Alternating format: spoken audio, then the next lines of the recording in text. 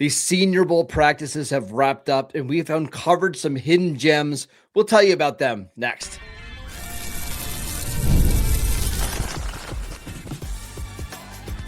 You are Locked On Cowboys, your daily Dallas Cowboys podcast. Part of the Locked On Podcast Network, your team every day. Welcome back to the Locked On Cowboys podcast, part of the Locked On Podcast Network, your team every day. We'd like to thank you for making us the #1 sports podcast network. And today's episode is brought to you by FanDuel. It's the last call for football on FanDuel. And if you're a new customer, just bet $5 and you'll get $200 in bonus bets if you win.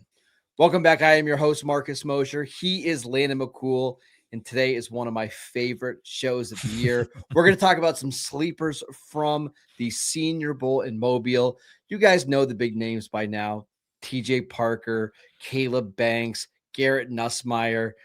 Do I include my guy, Jennings Dunker, in there? Of course I do. But we're going to talk about some players that impressed us throughout the week that maybe you haven't heard about before or hadn't heard about, until this week. So, Lynn, who are a couple, we're going to call them hidden gems, that went under the radar this week? So last night I was watching the previous day's practice, or that day's practice, and this safety from TCU kept on kind of sticking out, and just his effort and the way he was. And honestly, what really got me is that he was communicating a lot. And I just feel like, in a secondary rebuild, you need guys that are good at like speaking to the rest of the group, getting information across.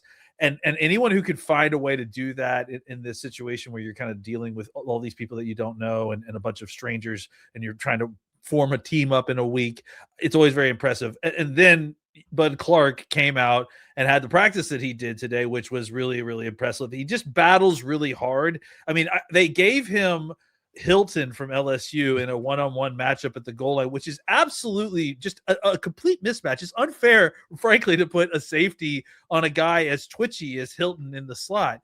And they had 3 snaps against each other, and Bud Clark won 2 of those 3. And so I just think that you just watch him and he battles through everything. He had an interception in team. He just seems like a very smart player who communicates well. Obviously being from Texas, I think is going to put him on the Cowboys' radar seemingly more than others do. Bud Clark was a guy that I thought that had a really good day of practice and had a couple of days of really good practice. And he's got good size as well. I think he measured in at 6'1", 190 pounds. This is a guy that is a 6-year player from TCU, 2,700 career snaps. He was the only safety in the country. And again, it's PFF grade, so take it with a grain of salt. But he was the only safety in the country with a PFF grade over 70 as a run defender, as a pass rusher, and in coverage. He can do it all, and he's always around the football. He had an interception in one-on-one drills. I think it was on Wednesday, and then he had one during the team period on Thursday. He's just one of these guys that's always around the ball, and I think, Landon, he's probably a middle day 2 pick, maybe end of day 2. He reminds me a lot of Kalen Bullock, who came out of USC a couple years ago. Now he's a starting safety for Houston, but a very good player. Just a very well-balanced player. Mm-hmm. Seems like he's very well coached, understood exactly what he's doing. Yeah, just a good communicator. I'm excited to see what he does at the next level. All right, let's keep going through some more names because we've got a bunch that we want to get to. Yeah. How about our Ohio State cornerback that we were trying to figure out why everybody is so low on him? But tell us about Davison, and please pronounce the last name for me so I don't butcher it. I think it's Igbinosun. I hope so, because that's how we're going to say it. So Davison Igbinoso, Ohio State. He was a guy that I was really impressed with his first day of practice, right? And I just felt like he was really sticky in coverage. He didn't win every single rep, but the key to me again is be in competition, be in phase with the guy. Show me that we can figure out the last part of the rep. Sometimes that doesn't get figured out, but I think if you're winning, if you're part of every single rep, if you're competitive in every single rep, that's a really good sign that you've got the skills that are required just to be qualified enough to play in the NFL as an NFL cornerback. I think that you look at this blend of athleticism and size that he has, and it's pretty rare. He's played on some really, really, really good defenses. And I look, I think you and I were talking about before the show, how does this guy from Ohio State, who's played on these great defenses, who has this kind of blend of athleticism and length and size, how does he not, get a lot more buzz? Especially, I think, considering how well it seems like he's been practicing it out here in Mobile. And Marcus, if you can reveal the answer to everyone. Yeah, so he gets called for a lot of penalties. 16 penalties during the 2024 season. Cut those down to 5, which again, 5 is a very manageable number. But this is somebody who has been a 4-year starter, 3 at Ohio State, 1 at Ole Miss. He's played. I'm looking at the snap counts right now. 2,800 career snaps between those two schools. He's only 21, and if you're looking for a type of cornerback that the Cowboys love, it's him. 33-inch arms with a 78-inch wingspan.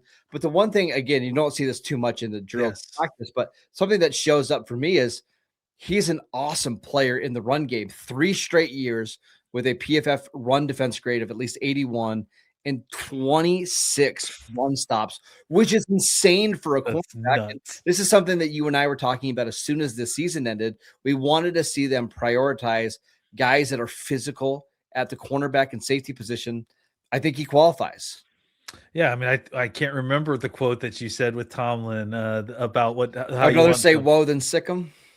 I think that's this guy, right? Is that I think, clearly there was some holding stuff that went on in 20. Look, and I just think he fell victim to the fact that 2024 Ohio State defense was so good that they had to call penalties on somebody. And when they called them, it must have been on these guys that weren't necessarily the All-Americans on the team. So I think he just kind of got the brunt of that. But again, cut it down. Go ahead. Would it be surprising if Christian Parker, the Cowboys' new defensive coordinator, sees somebody like this with his physical traits? Again, he's 6'0", 6'2", 192 pounds with really long arms. He's going to run in the upper 4.4s, but you've got all this production and all these snaps and just thinks, hey, I can develop this guy into being a starting outside corner in the NFL.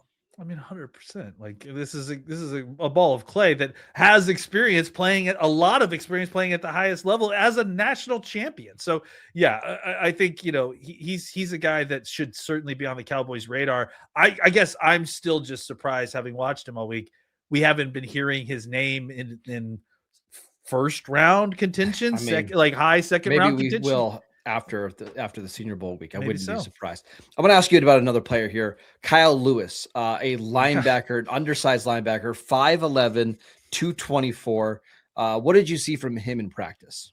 I mean, if you were watching practice, you were watching Kyle Lewis basically, because he was doing everything on his side when he was practicing. Like, he just made so many tackles. He was at the ball every single time. He forced a fumble. He had a pass deflection. He had an interception. I mean, he has this kind of production in college as well. And it's just all over the place. He's just constantly around the ball. He's the first person moving towards the ball. He's usually the first person to see where it's going. Clearly this is a classic situation of this is an elite level football player with incredible instincts who gets to the ball and produces at a high level, but doesn't fit the natural archetype of the NFL defender at specific positions. He's too short to play linebacker. He's too maybe a step slow to be a safety necessarily. I mean, traditionally, I think you look at the production and you say, figure it out, man. This guy knows how to find the football. These guys can make it at the next level if you give them opportunity. I think we've seen it more.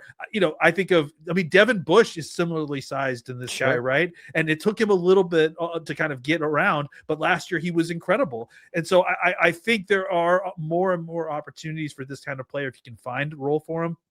I don't care if I was in the NFL defensive coordinator, I would take advantage of the fact that the rest of the NFL doesn't look at this guy the way that they should. Draft him a little bit later and thrive, because he's going to be a huge part of my defense. I was talking to Lance Zierlein, who works for NFL.com, and he was saying if you have a good front and good defensive tackles up front, he would draft this guy really high because he can fly to the football. And he actually compared him and again, this is lofty praise, but he compared him to Levante David, who is very similar in size. And, David's always had good defensive tackles in front of him to keep him clean. He could run from sideline to sideline. Listen to these numbers from the last 2 years. 24 tackles for a loss, 6 interceptions, and 10 sacks over the last 2 seasons. He just makes a bunch of plays. And I think the Cowboys, because of their investments at defensive tackle, I think they could be more open to players like this that need to be hidden a little bit more because he can ball. Yeah, and at the very least, you're getting an elite level nickel linebacker, a guy that, if you needed him to, I think, especially in Parker's defense, could step out and play some nickel for you in certain situations and certain coverages. So, and I certainly would trust him if you needed a safety to step down into the box and play in that kind of realm. Any kind of overhang star position situation, sure, he would be perfect for. So, yeah, a guy that has great hands, is good in coverage, especially for a linebacker. And I think, is a bullet to the ball. Find a way to get this guy onto your defense. All right, let's talk about some more hidden gems from the Senior Bowl week of practice. We'll get to that next. This episode is brought to you by TurboTax. Tax season doesn't have to take over your life. This year, TurboTax is making it easier than ever to just hand things off and move on with your day. With TurboTax full service, you can have your taxes done for you by a trusted local expert, start to finish, without the stress or the guesswork. Instead of spending hours trying to figure out forms, you can meet with a local TurboTax expert in person or connect online. It's a huge time saver, and it gives you real peace of mind knowing that an expert is going to handle all of it. And for a limited time, you can have your taxes done by a local TurboTax expert for just $150 all in. If a TurboTax expert didn't file for you last year, all you have to do is file by February 28th. So take taxes off your plate and get back to your life. Visit TurboTax.com/local to book your appointment today. This episode is brought to you by FanDuel. It's the last call for football on FanDuel. One final Sunday, one last kickoff, the final chance to get in on the action before the NFL season officially comes to a close. This is Super Bowl 60, and FanDuel is making sure that you are right in the middle of all the action with a special offer just in time for the biggest game of the year. Whether you're backing the favorite, riding with an underdog, or building one last same-game parlay, this is the game that everyone has been waiting for. So if you're a new customer, all you have to do is bet $5 and get $200 in bonus bets if your bet wins. Make it count, because after the Super Bowl, you guys know we're going into a long lull with the next 7 months with no football. Make it count, because we're going to be waiting for a long time. It's the last call for football on FanDuel, the official sportsbook partner of Super Bowl 60. Just visit FanDuel.com to get started. Welcome back to the Locked On Cowboys podcast. We'd like to thank you for making us your first listen every single day. If you haven't done so already, check out the new Everydayer Club. You're going to get access to ad-free audio of the Locked On Cowboys podcast, compatible with Apple Podcasts, Spotify, and every other major podcast app. So go to lockedoncowboys.supercast.com or tap the link in the show notes to learn more. All right, Lane, let's run through some more players that caught our eye throughout the week of practice that maybe we haven't discussed enough. Who do you got? Oh, man, there's a couple of them. Let's see. Let's say Bryce, and I still don't know how to say his name. Boetcher, Boettcher, the linebacker from Oregon, right? I just think that, as we're looking through linebackers, there's a lot of these guys who are physical. There's some of these guys that feel like they're a little bit more, drop guys, maybe more closer to nickel linebackers or just strictly will guys. To me, I just watched Bryce and I feel like I'm going to call him Bryce because I don't know how to say his last name, because I feel like he is a guy that is a little bit of both. He can give you a little bit of both. And he's just another guy that in these team drills is just constantly making tackles, constantly around the ball, and reading things very quickly. So I again, pointing to the drumbeat aspect of this is where you've felt like you've seen him each one of these practices kind of continue to be a part of the tackles in the run game, dropping into the routes. I think he had an interception in the second practice, if I'm not mistaken, or a pass deflection, if I'm not mistaken. So yeah, he's just another guy that I'm keeping my eye on. I'm going to go back and watch a little bit more Oregon tape, see what I see. I'm going to run through a couple guys, and again, I understand that not all of these players are going to be fits for the Cowboys, but they're at least worth mentioning. Rayshaun Benny, a defensive tackle from Michigan. This is a day 3 defensive tackle, but he was awesome during the Thursday practice. He made multiple plays in the run game, split a double team at the goal line to make a tackle for a loss.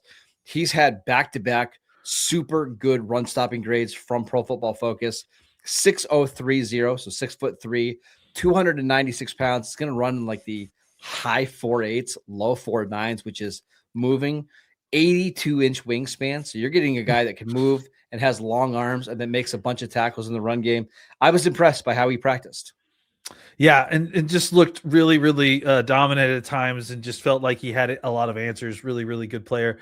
I want to throw out a guy that we talked about on the first one of these practices, Samuel Hecht. He's, again, a center from Kansas State, just continues to have really good practices throughout the week. I thought he was really impressive. I think the center group overall really showed a lot more than I expected out of this class, especially after they lost Connor Lew, who is the top-rated guy, to an ACL injury midway through this last season. Not that the Cowboys are looking for a center, but at this point, it's just interesting to see like that group kind of step up after that. I got a corner for you. Yeah, go ahead, please. Charles Demmings from Stephen F. Austin.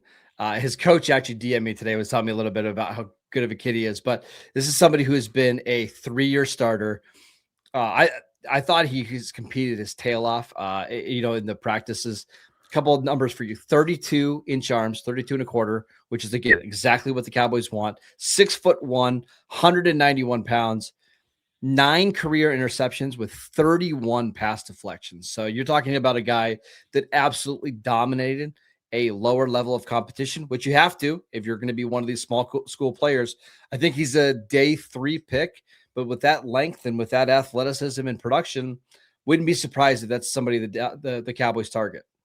Yeah, and it felt like at times that the wide receivers were dominating the day, especially today. But his reps were always very competitive, right? Like he was always the one that was kind of putting an end to the streak, or at least showing up. And again, like we said with Igbonoso, like just a guy that's fighting at the point, that's not getting burnt, that's fighting at the point of attack, especially these one-on-ones, to be able to pull that off when you have a natural disadvantage. That's always very impressive. I want to just mention real quick, Grayson Halton, right? From that's my next tackle guy. From OU. Yeah. I mean, a guy that just like, he's undersized for a defensive tackle. The Cowboys aren't necessarily looking for another defensive tackle, obviously, but just really impressive with his movement skills and his nimbleness, and just be able to kind of get around guys. You see some of these most ridiculous like pass rush situations where guys are making 5 and 6 moves, and obviously you're not going to be able to pull that off in a real game. But what it does show you is what these guys are athletically capable of doing, and that watching him move at that size was really impressive. And, we say the Cowboys don't need a defensive tackle, and obviously that feels right. But we didn't necessarily think they needed a guard last year, and they drafted one at 12. So you never know. The Cowboys could trade Kenny Clark. They could move on from Osa Digizua, and suddenly they fall in love with Grayson Halton, and he's there, on day 2 on a trade back, and he's your pick. So a couple of notes on him just really quickly. He had a 10% pass rush win rate in 3 straight years. That is very impressive for a defensive tackle, but even more so, a 10% run stop rate, which is like off the charts. Like he makes a bunch of plays in the backfield. He's a really good athlete, and his motor runs hot. Brett Venables has done a good job of finding talent on defense. He's a really good player. Yeah, and I think that's the kind of like, if the Cowboys are looking for a defensive tackle, it's probably this kind. Like I don't know that they're necessarily looking for the 320-pound guys. No, probably not. So I think that, like, this is the kind of guy that they would potentially be interested in as a guy who could be a little bit of a penetrator, another penetrator if they wanted it. But I have a feeling that he'll be gone before the Cowboys, not necessarily the first round picks, but before the Cowboys pick again, unless the Cowboys trade back for one of their first. I'll give you one more quick one before we move on. Thad Dixon, a cornerback from North Carolina, yes. Played a couple years at Washington before transferring to North Carolina. Up and down day. I mean, up a couple days here. But this is somebody 6'1", 185 that has the length that the Cowboys need. I thought he did it. I thought he fought his tail off in a lot of these one-on-one drills. Yeah, and I would throw Chris Johnson, who we've talked about before, in that category as well. Correct. I don't think he had a great day today necessarily, but I think yes, that's exactly what I was going to say. I think overall he still had a very good week, and is a guy that, again, size kind of matches what the Cowboys typically like. Maybe that